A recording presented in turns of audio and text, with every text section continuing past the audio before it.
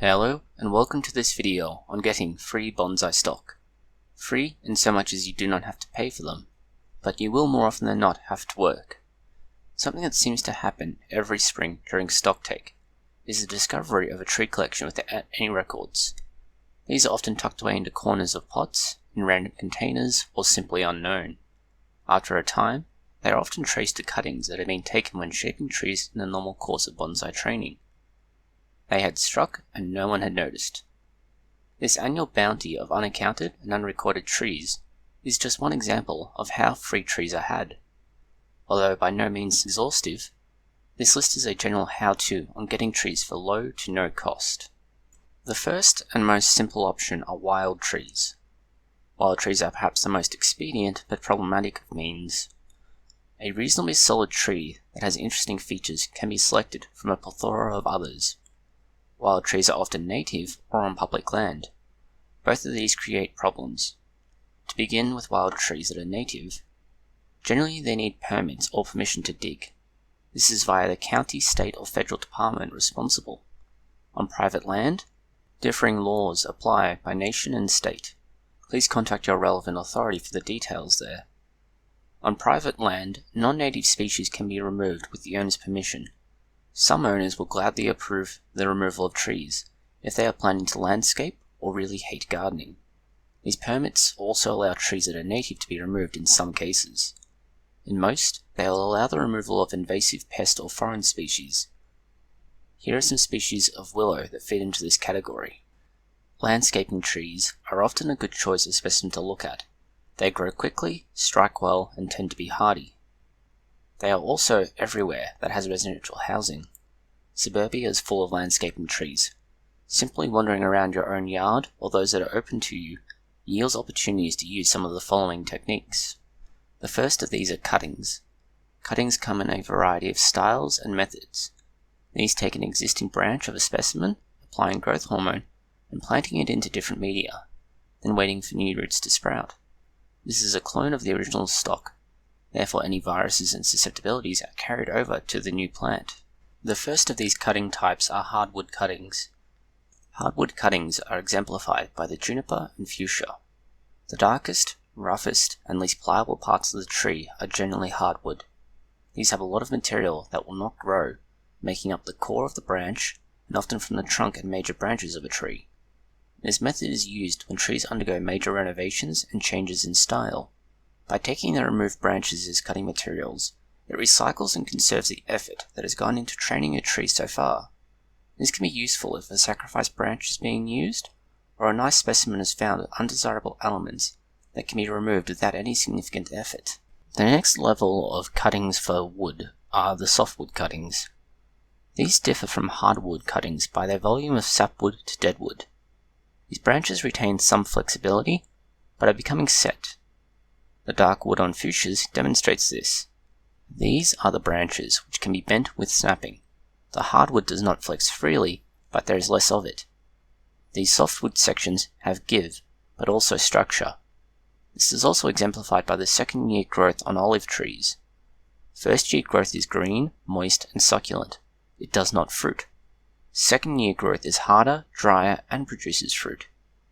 Softwood cuttings are useful as cutting material as it is often removed from the tree in the normal course of training and maintaining trees during the initial period of growth and in spring. These cuttings have the same problems as hardwood, clones and inherent vulnerabilities. Next are the greenwood cuttings. Greenwood cuttings are the last common form of cutting used for propagation.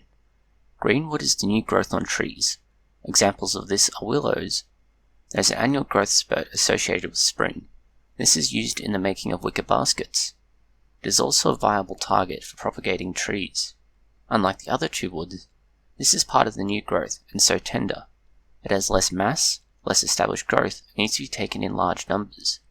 The small amount of growth and tender new shoots mean the greenwood cuttings are also able to adjust better and have opportunity to grow. However, there is far less material at this stage, meaning the cuttings are generally small and take far longer to grow to size.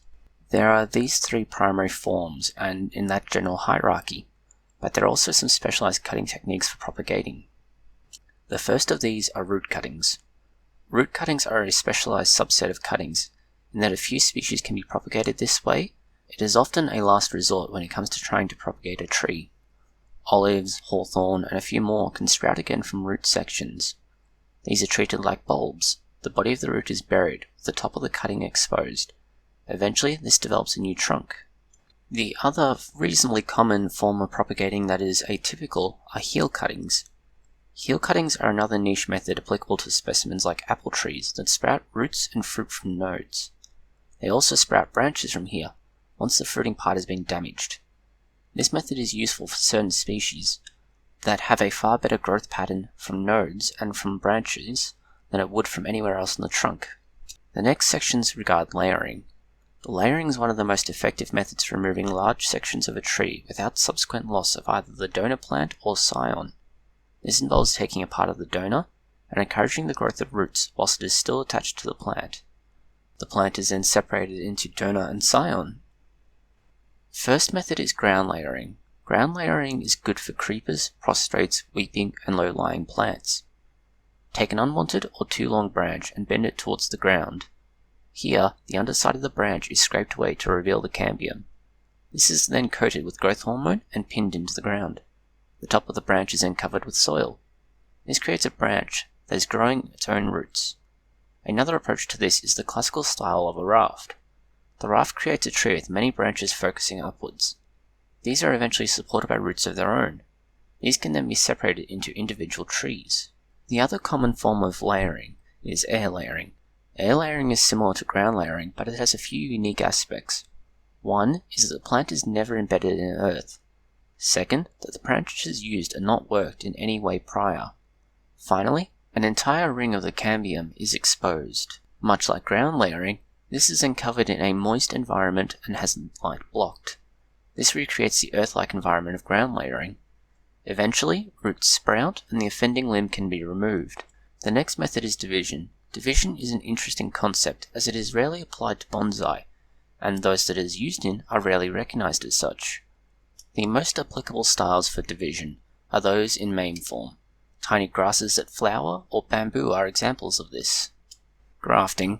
Grafting is an interesting option. It's rarely used, but is gaining in popularity, particularly among those who have junipers, due to the varieties without spiky leaves but slow growth.